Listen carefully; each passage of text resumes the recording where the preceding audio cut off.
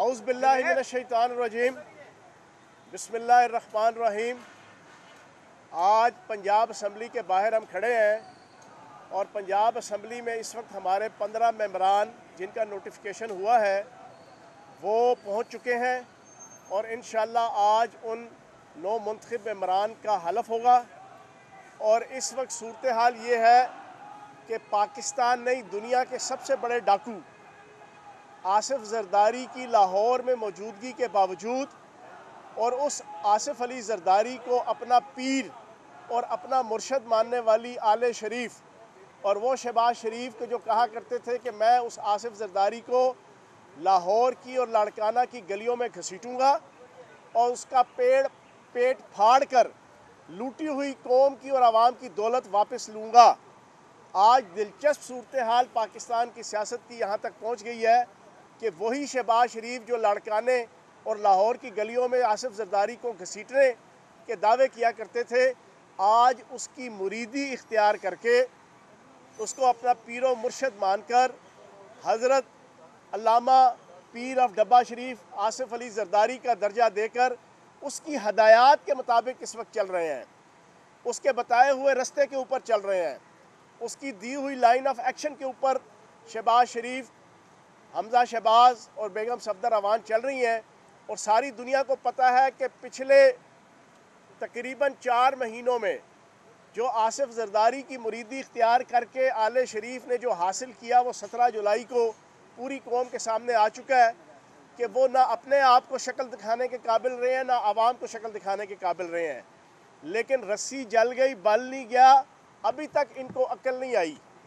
कहते हैं ना कि मर्ज बढ़ता गया जू जू दवा की, ये अभी भी उसी पीर आसिफ जरदारी की मुरीदी के अंदर उसके बताए हुए असूलों के मुताबिक चल रहे हैं। और वो बताए हुए असूल क्या है?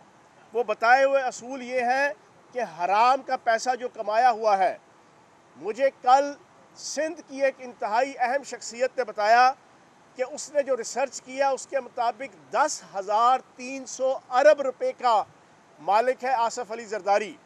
उसने पिछले 14 साल सिंध की और वफाकी हुकूमत की लूट मार के ज़रिए से 10,300 अरब रुपया कमाया हुआ है। तो आज वो पीर ऑफ डब्बा शरीफ आसिफ जरदारी उन हराम के कमाए हुए अरबों खरबों रुपए उनको लेकर लाहौर बैठा हुआ है। और बदकिस्मती की बात यह है कि पिछले 3 दिन की अनथक मेहनत के बावजूद वो सिर्फ रहीम यार खान का एक लोटा हासिल कर सका है, सिर्फ एक लोटा। और अल्लाह पाक के करम से, नबी पाक के सदके, पीटीआई के तमाम मेंबरान असम्बली इमरान खान साहब की क़यादत में पाकिस्तान के झंडे तले मुत्तहिद और मुतफिक है और वो इनकी किसी धौंस धांधली लालच का शिकार नहीं हो पा रहे। कल इंशाल्लाह इलेक्शन है।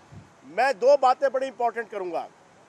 एक तो जरदारी साहब, आपने जो शैतानी और इबलीसी खेल पिछले 3 दिन से लाहौर के अंदर आप इस पंजाब हुकूमत के हवाले से खेल रहे हैं, मेरी आपको वार्निंग है।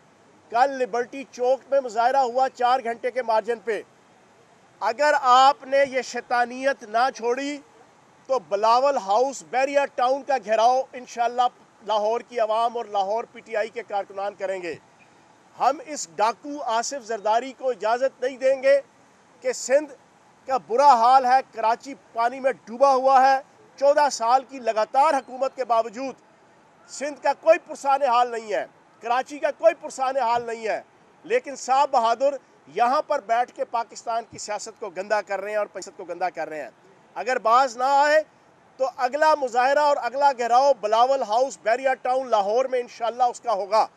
दूसरी चीज़, इनकी मुसलसल इस 2 नंबरी और ख़रीदो फरोख्त और राना सनाउल्लाह समेत इनके जनाब बाकी लीडर्स और वज़रा की तरफ से मेंबरान को गायब करने की धमकियां और अमल, इसके ऊपर अभी तक पाकिस्तान की अदालतों ने और इलेक्शन कमीशन ने कोई नोटिस नहीं लिया। मैं कहता हूं आज आपकी इस मीडिया टॉक के ज़रिए से मेरा सिंपल सा एक मैसेज है, क्यों पाकिस्तान के आइन को हम सारे मिलके जनाब ज़ीलो खार कर रहे हैं, क्यों हम पाकिस्तान के आइन को रिग्रेट कर रहे हैं, क्यों हम पाकिस्तान के आइन को डिग्रेड कर रहे हैं। आइन के अंदर जनाब आइन का आर्टिकल 63A लिखा हुआ है लेकिन उसके ऊपर अमल कोई नहीं है।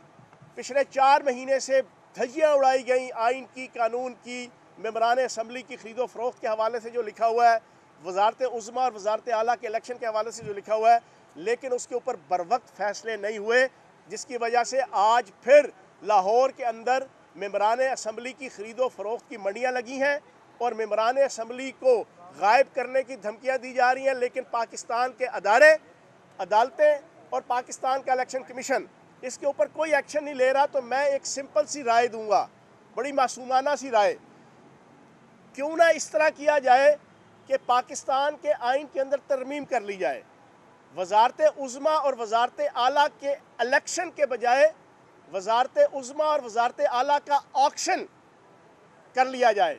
इलेक्शन को ऑक्शन के अंदर जनाब सिर्फ चेंज कर लें, एक लफ्ज़ चेंज करना है, सारे मसले हल हो जाएंगे। जो बंदा ज़्यादा बोली लगाएगा मेंबरान की, वो वज़ीर आज़म बन जाएगा, वो वज़ीर आला बन जाएगा। आइन की इज़्ज़त भी बची रहेगी, कानून की इज़्ज़त भी बची रहेगी, कानून की तौकीर भी बची रहेगी, रियासत की तौकीर भी बची रहेगी। वरना जो सूरत हाल इस वक्त है उसमें तो रियासत, आइन, कानून की धज्जियाँ उड़ाई जा रही हैं और कोई पूछने वाला नहीं है, कोई पुरसाने हाल नहीं है। तो जनाब वजारत उज़्मा और वजारत आला का इलेक्शन के बजाय उसका ऑक्शन कर लिया जाए तो शायद जो है वो पाकिस्तान के आइन और कानून की इज़्ज़त बच जाए। और आखिरी चीज़, इंशाअल्लाह कल 22 जुलाई को डंके की चोट पे अल्लाह पाक के फजल करम से, नबी पाक के सदके, चौधरी परवेज़ लाई साहब वज़ीर आला बनेंगे।